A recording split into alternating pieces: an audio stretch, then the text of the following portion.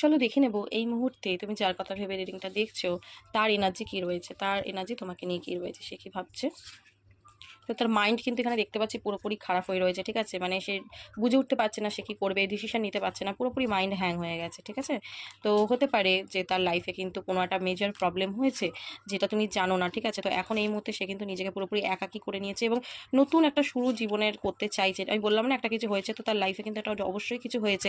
তো তার কিন্তু এবার ভেতর দিক থেকে না তার একটা চেঞ্জ আসছে, ঠিক আছে, ট্রান্সফরমেশন হচ্ছে।